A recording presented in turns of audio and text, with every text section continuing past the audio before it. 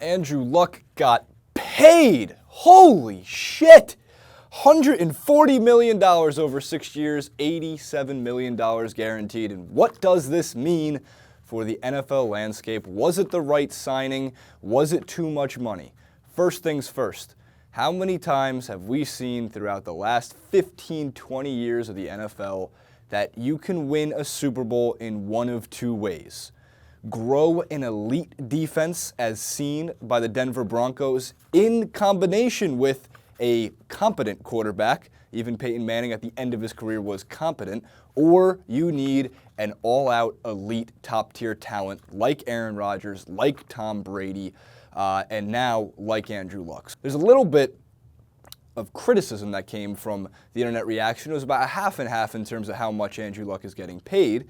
But the reality is, he came into the league, the Colts immediately became a better team. He had 11-5 record through most of his career, and then of course he was injured last season with a lacerated kidney, and on top of everything, he was the most knocked down quarterback over the past 3 years.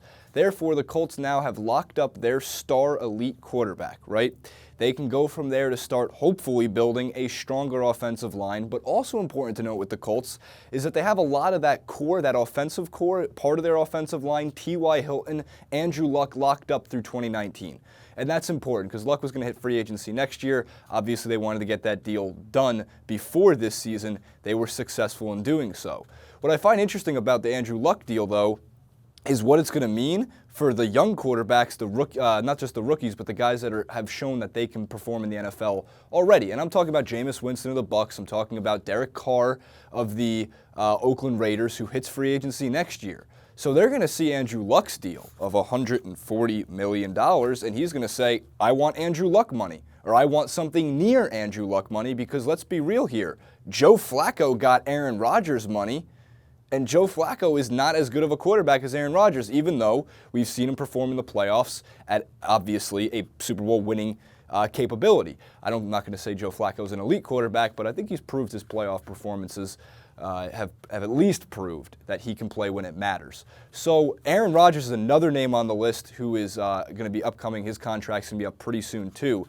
And you have to think, Andrew Luck's the most expensive quarterback today. But next season, or within 2 years, somebody else is going to take that from him, especially if guys like Winston and Mariota and Derek Carr all keep playing to the level that they've shown. You need an elite quarterback to win. And Andrew Luck is an elite quarterback. He has done so much with that Colts offense. And the one thing that people always say, oh, they get to the playoffs, well, who's been in his way?